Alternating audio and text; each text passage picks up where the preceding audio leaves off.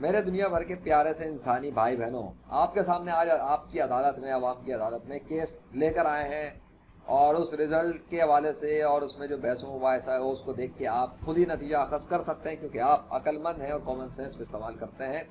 एक सवाल किया गया कि क्या आप जानते हैं और आपके पास कोई सबूत है कि मौत के बाद कोई भी एक भी गैर मुस्लिम जिसका कोई सबूत हो कि वो मौत के बाद कामयाब है, खुश है और सेटिस्फाई है। तो उस सवाल के जवाब के अंदर तन्वी शेट्टी नाम की एक खातून एंट्री लेती हैं, मैदान जिहाद में वो कूदती हैं इस हवाले से, और वो कहती हैं कि क्या तुम्हारे पास कोई डॉक्यूमेंटेड वीडियो एविडेंस है उस जगह का, जन्नत का, जो फला फला फला किसी वैलिड डॉक्यूमेंट के साथ, किसी रीजन, जो इस हवाले से जो उन्होंने बात कर दी, ये आपके सामने है। यहाँ पर एक बहुत ही क्रिटिकल पॉइंट है, अगर आप समझें और समझना चाहें, कि खातून ने आने के बाद जवाब नहीं दिया। क्यों इन्होंने जवाब नहीं दिया? कौन सा जवाब? ये इन्होंने जवाब नहीं किया, इन्होंने उठा के उल्टा सवाल किया है। अब बात यह है कि एक इंसान ने सवाल किया दुनिया के इंसानों से कि क्या कोई प्रैक्टिकल सबूत है इस बात का कि कोई गैर मुस्लिम मौत के बाद कामयाब, खुश और सेटिस्फाई है। तो उसके सवाल के जवाब में क्या बताना चाहिए एक अक्लमंद इंसान को, जो दुनिया भर के गैर मुस्लिम हो या मुस्लिम हो, वो ये बताएं कि हाँ है सबूत और ये रहा सबूत। लेकिन अगर कोई सबूत नहीं दे रहा तो इसका क्या जवाब है? इसका क्या जवाब है? उन्होंने आके उल्टा सवाल क्यों किया कि क्या तुम्हारे पास कोई एविडेंस है? अरे भाई, एविडेंस तो उस सवाल करने वाले के पास बाद में होगा ना।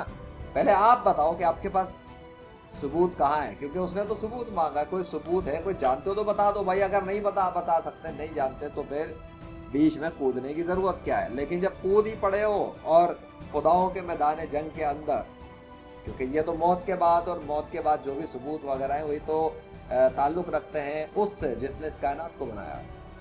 उसके बाद इनके साथ क्या होता है, चलिए शुरू करते हैं। आपको दिखेगा कि यहाँ कमेंट डिसेबल्ड है, लेकिन इधर गुफ्तगू हुई ये कमेंट क्यों डिसेबल हो गए, इस कहानी को भी आप समझेंगे। उनसे पूछा गया कि आपने सबूतों के साथ जवाब क्यों नहीं दे सकी, तो वो आगे से जवाब देती हैं। क्या जवाब देती हैं वो आपके सामने। असल सवाल ये था उनसे कि क्या है भाई, आप सबूत के साथ जवाब नहीं दे सकी। तो उन्होंने उठा के उस पर एक पूरी लेक्चर रिकॉर्ड करा दिया अपना, जो आपके सामने मौजूद है। फिर उनसे दोबारा पूछा गया आपके पास सबूत क्यों नहीं है, प्रैक्टिकल प्रूफ कि कोई भी गैर मुस्लिम जो है वो मौत के बाद कामयाब, खुश और सेटिस्फाई। तो आगे से वो उल्टा फिर सवाल करती है, why don't you have proof after dead? मौत के बाद तो मैं मुर्दा हूँ, ये हूँ। मतलब उनके नज़दीक मौत के बाद मुर्दा, ख़त्म। और ये एक हिंदू खातून है।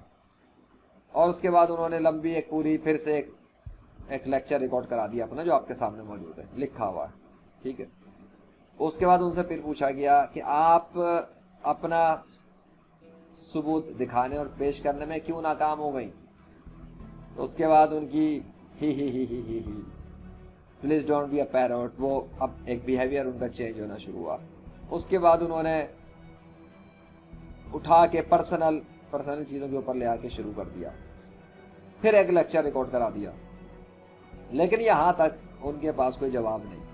क्या जवाब? उनके पास अब तक कुछ सबूत नहीं। बात यहाँ पे सिर्फ इतनी हो रही है कि जो शुरू में अगर आप देखें, जो आपको दिखाना का मकसद है कि जब एक शख्स आके कहता है, पूछता है कि कोई सबूत है मौत के बाद, गैर मुस्लिमों के मरने के बाद उनके कामयाब, खुश और सेटिस्फाई होने पर कोई सबूत, तो सबूत क्यों नहीं है?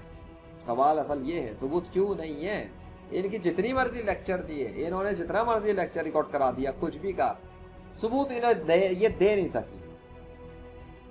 ये अभी तक का यहाँ पर है। उसके बाद आगे क्या होता है, उनसे एक और बात पूछी गई कि अगर आपके पास कोई सबूत नहीं है तो फिर आपने जवाब देने के लिए रिप्लाई ही क्यों दिया इस सवाल पर? आपको सबूत लेके आने चाहिए थे। तो पता लगा कि आपके पास कोई सबूत नहीं है इस बात का कि मौत के बाद कोई भी गैर मुस्लिम कामयाब, खुश और सेटिस्फाई है, पीरियड। उसके बाद आके फिर उन्होंने, मुझे क्यों सबूत देने की ज़रूरत है एक चीज़ पे जो एग्जिस्ट नहीं करती? अरे भाई, आप सबूत, अगर इसका मतलब आपके पास सबूत नहीं है, यही तो चीज़ है, यही तो बात। अदालत में क्या साबित हो रहा है कि एक जब अदालत के अंदर जज सबूत मांग रहा है तो गैर मुस्लिमों को कामयाब, खुश और सेटिस्फाई बताने पर, दिखाने पर कोई प्रैक्टिकल सबूत हिंदू वुमेन के पास नहीं है कि हिंदू रिलीजन से बिलोंग करती हैं खातून। उसके बाद उन्होंने फिर एक लेक्चर रिकॉर्ड कर दिया। आप इतने क्लेम कर रहे हैं कन्विक्शन से कि जैसे सिर्फ तो सबूत देना चाहिए आपको, फला फला फला। अरे भाई सवाल किया है, कन्विक्शन से सवाल ही किया है ना, तो पहले सवाल का जवाब तो दे दें आप, क्योंकि जिसने सवाल किया है उसके पास सबूत है नहीं, वो तो बात की बात है।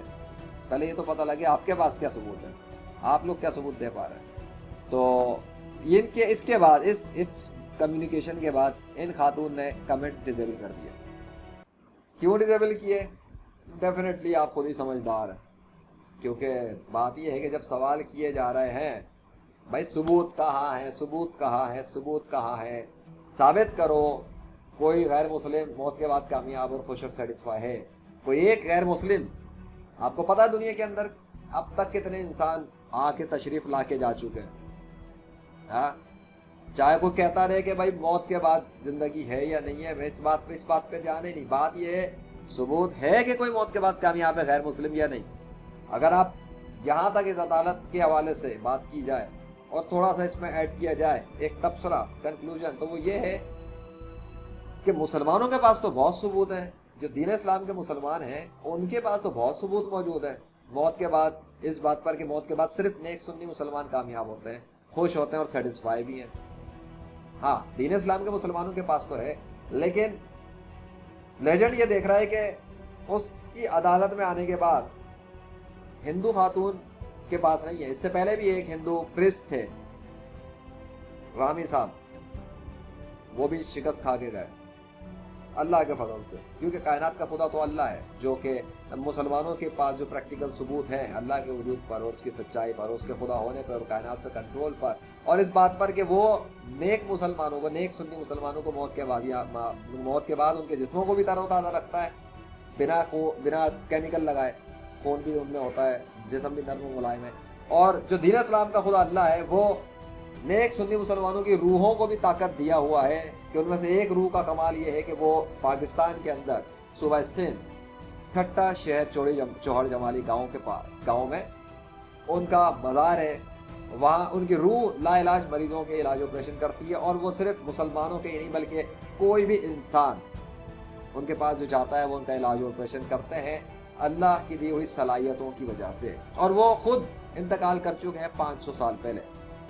अब सवाल ये पैदा होता है कि दीन इस्लाम के अंदर तो मौत के बाद एक्टिविटी के, परफॉर्मेंस के रिकॉर्ड्स मिल रहा है, अचीवमेंट्स के एविडेंसेस हैं, रिकॉर्ड्स लगा हुआ है कि एक सुन्नी मुस्लिम मौत के बाद इलाज ऑपरेशन कर रहा है, उसकी रूह कर रही है, रिकॉर्ड मौजूद हैं, खुद इंडिया के अंदर टीवी चैनल्स के एविडेंसेस मौजूद हैं। ये सब आपको rightfulreligion.com पे मिलेगा, जहाँ पर ये सबूत है कि मौत के बाद नेक सुन्नी मुसलमानों की तो कामयाब और खुशी के ऊपर सबूत है।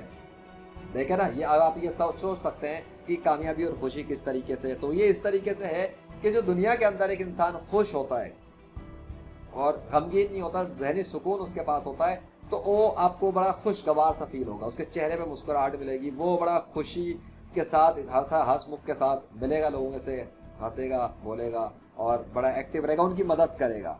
तो और उसकी जिस्म भी नॉर्मल रहेगा। किसी बीमार इंसान का जिस्म देख लें जो बिल्कुल किसी कैंसर और फला जैसी टाइप की लाइलाज बीमारी में हो, तो उसका जिस्म लागर हो जाता है। किसी कैदखाने में कोई पड़ा हो तो जिस्म उसका कमज़ोर होना शुरू हो जाता है, चेहरे पे झुर्रियाँ आ सकती हैं, बाल ख़राब हो सकते हैं। यही होता है ना एक ख़राब हालत में रहने वाले का। तो जब दुनिया की ज़िंदगी में रहते हुए इंसानों के साथ आप ये देख सकते हैं, अपने अकल से सोच सकते हैं, गौर व फिक्र कर सकते हैं कि दुनिया में रहने वाले इंसानों के जो जिस्म है वो भी सामने आंखों के ख़राब और गंदी हालत में आ जाते हैं अगर वो खुश ना हो, अगर वो सेटिस्फाई ना हो, अगर वो कामयाब ना हो। तो ये तो हमें दुनिया में ही दिख रहा है ना, जिस्म की बात कर रहा हूँ, रूह की तो अभी छोड़ें, तो जिस्म की तो ये दिख रही है।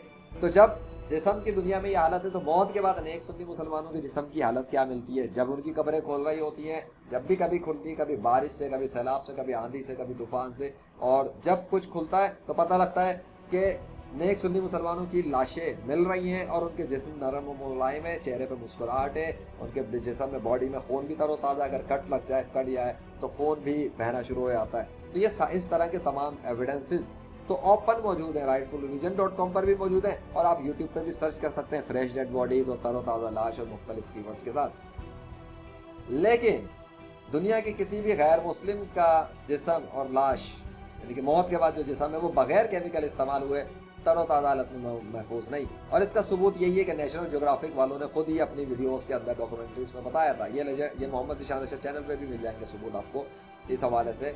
rightfulreligion.com पे ही देख लें आकर मज़ामीन में, तो आपको मिल जाएंगे सबूत कि गैर मुस्लिमों के अपने इस हवाले से उनके साइंटिस्ट और रिसर्चर और डॉक्टर्स ने खुद ही, उनके पॉप पंडित वगैरह ने बताया हुआ है कि वो केमिकल्स लगाते हैं और मास्क लगाते हैं जिससे वो नरम मुलायम दिखती है। उनके ढांचे मुसलमानों में ऐसा नहीं होता, दीन इस्लाम में ऐसा नहीं होता। वो जो मुसलमानों में और दीन इस्लाम में मौत के बाद ऐसा हो रहा है, वो कौन कर रहा है? सवाल ये, मुसलमान तो नहीं करते, केमिकल नहीं लगाते। इसका मतलब कोई कर रहा है तो वो है जो दीन इस्लाम का ही नहीं बल्कि इस पूरी कायनात का खुदा है, जिसने कुरान में क्लेम किया हुआ है कि मौत के जो अल्लाह के राह में कत्ल होते हैं उन्हें मुर्दा ना कहो, वो जिंदा है लेकिन तुम्हें शऊर नहीं। तो इंसान को नहीं पता कि आखिर वो मौत के बाद किस तरह जिंदा वो कर क्या रहे हैं, लेकिन उसकी एक निशानी ज़मीन पर अल्लाह ने रखी हुई है कि उनके जिस्मों को तरोताज़ा वो रखता है अपनी ताकत से, अपनी कुदरत से। इसी वजह से दूसरी तरफ एक इंसान का इंतकाल हो चुका है, शाह अकीक बाबा, लेकिन उसकी रूह लाइलाज मरीजों का इलाज ऑपरेशन कर रही है, जबकि ये पता है सबको, कॉमन सेंस से पता लग जाता है कि मरने के बाद कोई भी इंसान हो, नॉर्मली कोई भी इंसान जब मर जाता है तो वो इस काबिल नहीं रहता कि वो अपना है आपको खाना ही खिला सके, वो किसी का इलाज ऑपरेशन क्या करेगा।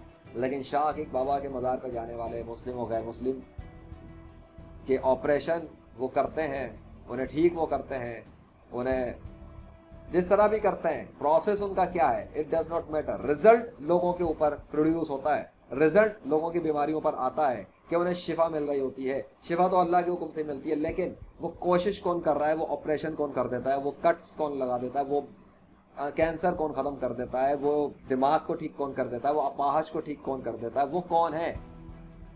अगर ये हो कि वो खुदा है तो वो लोग जो वहाँ गए मज़ार पर, उनके वहाँ जाकर ही क्यों ठीक हुए? उससे पहले क्या खुदा ना था कि उनको घरों पे ठीक कर देता है? क्या उससे पहले दुनिया के डॉक्टर्स नहीं थे जहाँ जाकर वो लाइलाज करार दिए गए थे? तो पता लगा कि नहीं, कुछ और वजह है। वो वजह यह है कि जब वो वहाँ गए शाह अकीक के मज़ार पर, तो फिर वहाँ किसी ने कुछ किया जिसकी वजह से वो रिजल्ट आए हैं। हाँ, शिफा तो खुदा ने दी, लेकिन किसी के जरिए दिए, वो जरिया शाह अकीक बाबा बने। तो ये दो चीज़ें हैं इस दुनिया के अंदर 21वीं सदी में जो इस बात पर निशानी है कि मौत के बाद नेक सुन्नी मुसलमानों की खुश रहने पे, कामयाब होने पर तो है क्योंकि वो मौत के बाद एक्टिविटी कर रहे हैं, लेकिन दूसरी तरफ दुनिया के कोई भी गैर मुस्लिम मौत के बाद ऐसा नहीं है जो इलाज ऑपरेशन जिसकी रूह कर रही हो लाइलाज मरीजों का, और उस पर उसके मुल्क के ऑफिशियल टीवी चैनल ने प्रोग्राम्स किए हों, इंटरव्यूज़ किए हों और लोगों से बयानात भी लिए हों और जाके रिसर्च की हो। ये पाकिस्तान के अंदर ही है और पाकिस्तान के official media, news TV channels वगैरह ने इस पर शाह अकीक बाबा प्रोग्राम किए हैं। अखबारात के अंदर तक उनके हवाले से रिसर्च वगैरह जो है ना, और ये लोगों के विटनेस यानी शायरीन और जो मरीज़ थे उनके हवाले से रिपोर्टें शाया हुई हैं। तो क्या है ये सब क्या बताता है? वो ये बताता है कि ये जो खातून ने आके बात कही और जिस सवाल पे इन्होंने कहा, इस सवाल का डेफिनेटली कन्विक्शन थी इस सवाल में, तभी तो ये सवाल किया गया। तो सवाल कोई क्यों कर रहा है पूरी दुनिया के तमाम इंसानों से कि किसी एक भी, वो एक की बात कर रहा है, किसी एक भी सिंगल गैर मुस्लिम के ऊपर सबूत है कि वो मौत के बाद खुश है, कामयाब है और सेटिस्फाई है? क्योंकि इस सवाल पे जब फेल हो जाएंगे तो इसका मतलब क्या बनता है? यही कि दुनिया में किसी इंसान के पास इस बात का सबूत नहीं कि मौत के बाद गैर मुस्लिम कामयाब हो रहे हैं। प्रैक्टिकल सबूत नहीं, प्रैक्टिकल एविडेंसेस नहीं, इनरिफ्यूटेबल नहीं, गैर जानिबदार सबूत नहीं, कुदरती सबूत नहीं, काबिल मुशाहिदा सबूत नहीं। मुसलमानों के पास तो हैं, उनकी तो लाशें महफूज और ये निकल रही है, तो सबूत नहीं, एविडेंसेस के अब सब कुछ पड़ा हुआ है। अब ये तो गैर मुस्लिमों को चाहिए ना इस पर रिसर्च करें, बाकायदा डॉक्यूमेंट्रीज बनाए, जाकर जाएं, ऑफिशियल डॉक्यूमेंट्रियाँ बनाएं, उनके रिसर्चर्स वहाँ जाएं, उनके डॉक्टर्स जाएं और मुसलमानों से बातचीत करें, मुसलमानों के उलमा कराम से मिलें, मुसलमानों के उन फॉरेंसिक डॉक्टरों से मिलें जिन्होंने खुद देखा हुआ अपनी आंखों से, मुसलमानों के पुलिस वालों से मिलें जो उस मौके पे होते हैं जब कब्रें खुलती हैं अदालत से, भाई परमिशन जब मिलती है कब्रें खोलने की, कभी कब्र कुछ आएगी, तो ऐसे वाकयात में भी कब्रें खुली हैं, तो उसमें वकला भी होते हैं, पुलिस वाले भी होते हैं मुसलमानों के, यानी कि मुस्लिम पुलिस, मुस्लिम वकील, मुस्लिम उलमा कराम, मुस्लिम अवाम। और जहाँ पब्लिक लेवल पे हुआ है वो तो इंडिया के अंदर का मौजूद है, टीवी चैनल पर वहाँ कब्रों के अंदर वो जो है वो 2 लाशें तरोताज़ा मिली थी। ये आपको मोहम्मद ज़ीशान अरशद पे एक चैनल पर एक वीडियो भी मिलेगी, एक मुलिद है पाकिस्तानी मुलिद हारिस सुल्तान के नाम से, वो इन्हीं तरोताज़ा लाशों के ऊपर उसने $1 मिलियन पे शिकस्त खाई थी चैलेंज पर, कि उसने दावा कर दिया था कि मौत के बाद इंसान तितलियों में बदल जाता है, और उसको जब सामने पेश की गई सबूत कि ये 2 लाशें जो है मुसलमानों की, नेक मुसलमानों की, ये तो तितलियों में नहीं बदली बल्कि ये तो तरोताज़ा है, तो उसके बाद वो शिकस्त खा गया था, सबूत मौजूद है उसके भी। तो सवाल ये है कि क्या है कि मुसलमानों के पास मौत के बाद सबूत है लेकिन गैर मुस्लिमों के पास नहीं है इस बात पर कि कोई गैर मुस्लिम मौत के बाद कामयाब है। तो जब कोई कामयाब ही नहीं हो रहा मौत के बाद और कोई सबूत भी नहीं दे पा रहा, तो किस मजहब को फॉलो किया जा रहा है, किस खुदा को फॉलो किया जा रहा है? क्या जिसको खुदा समझा हुआ है गैर मुस्लिमों ने वो खुदा है भी या नहीं है, या वो सिर्फ इंसान थे और वो नाम थे जो पहले के लोगों ने सदियों पहले बना लिए और उनको खुदा करार दे दिया, और उसके बाद उनकी नस्ल दर नस्ल उनको पूज रही है खुदा समझ के।